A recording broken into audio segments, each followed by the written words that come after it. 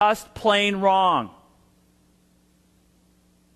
For example, across cultures and continents, across calendars and centuries, it has been viewed as just plain wrong to sleep with your neighbor's wife. Across calendars and centuries, across cultures and continents, it has been viewed as just plain wrong to steal from somebody. By contrast, across calendars and centuries and cultures and continents, there have been a shared set of beliefs about activities and behavior that are beneficial and that promote good. For example, the person that goes in and risks their own life in order to save someone else's life has been universally viewed as being a socially good and a positive behavior. Paul's point here is that the fact that there's this shared set of rules and standards reveals the reality that God has revealed himself to all humanity through this internal moral law that has been placed within them. This morning, God has placed his moral law and has written it on the hearts of all humanity throughout history. Paul then points to a person's conscience as the evidence that reveals the reality that God has written his moral law on the hearts of all humanity. Now, our consciences are our inward faculty to distinguish right from wrong. And it's our consciences that serve to provide this third piece of evidence that prove we are guilty when we live life as though we can achieve moral excellence. That third piece of evidence is that we are guilty based on the evidence of our consciences. We are guilty based on the evidence of our consciences. Every human being throughout history has had experience and encounter with their conscience that either accuses them or defends them.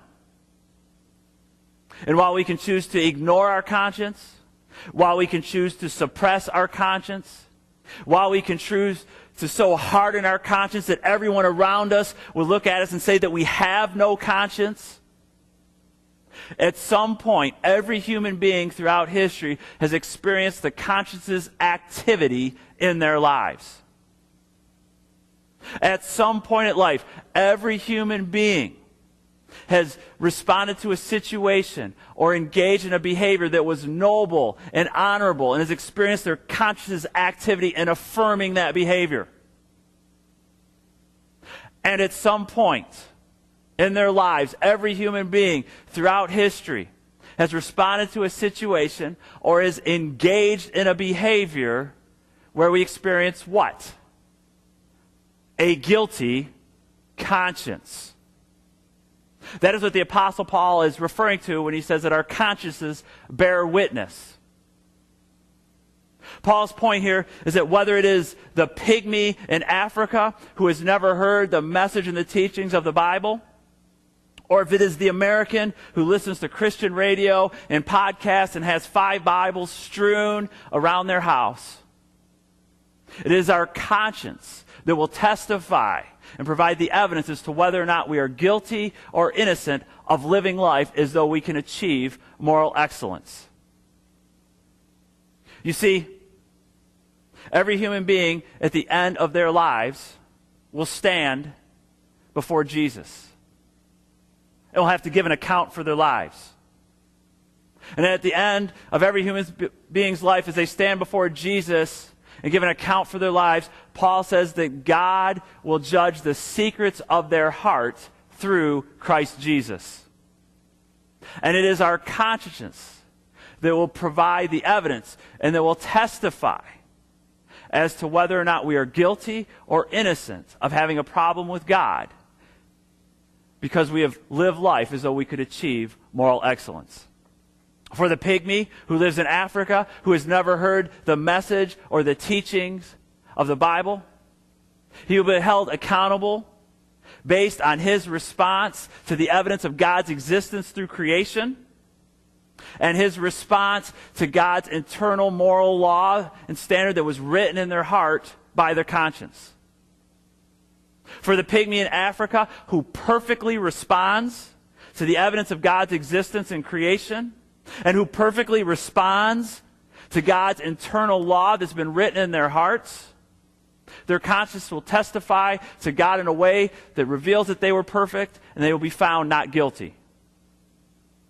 However, for the pygmy who selfishly rebels and rejects the evidence of God's existence through creation, or who rebels and rejects God's internal law that was written on their hearts, the conscience will testify as to their guilt, both at the moment that they violate God's standard, and once again at the end of their lives where they're before Jesus.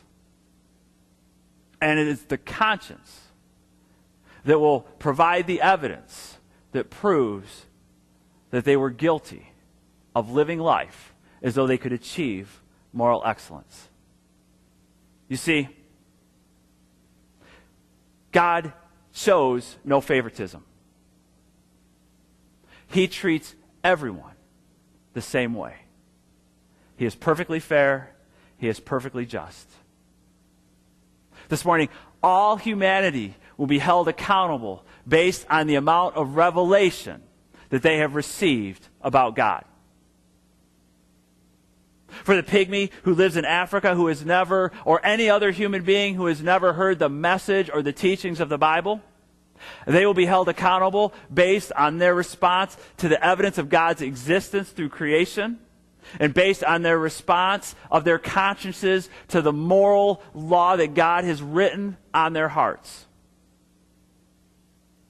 For men and women throughout history who have been exposed at various levels to the message and the teachings of the Bible, they will be held accountable based on the response to the message and the teachings of the Bible that they have received. And whether it's the person who's never heard the message and the teachings of the Bible, or whether it's a person who has grown up in church and heard the message and the teachings of the Bible and the gospel, the standard for excellence remains the same. And that standard is perfection. So this morning, do you view yourself as a good moral person who lives their lives according to a code of conduct?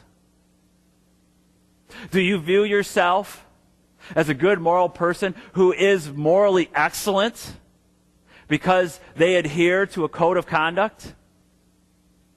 If I've just described you this morning, let me just ask you a question. How's that working out for you? How's it going? Have you ever violated your own code of conduct? Is your code of conduct strong enough? Have you ever had a guilty conscience? Because this morning, the timeless reality is that we are guilty when it comes to having a problem with God when we live life as though we can achieve moral excellence. We are guilty when we live life as though we can achieve moral excellence based on the evidence of our own violations. We are guilty based on the evidence of our inferior standard. And we are guilty based on the evidence of our own consciences. And if we're guilty based on that evidence, then we are guilty of having a problem with God. A problem that requires a solution. A problem that requires rescue and forgiveness. A problem that requires responding to the message of the gospel. The message that God sent his son Jesus, who entered into humanity, lived a perfect and sinless life that enabled him to be treated as though he lived our selfish and sinful lives so that God the Father could treat us as though we lived Jesus' perfect life. And maybe you're here this morning, and as you've listened, you find yourself saying, I'm busted. I am totally guilty. I am guilty of living a life as though I could achieve moral excellence. But I recognize I violated my own code of conduct. I have an inferior standard that doesn't match God.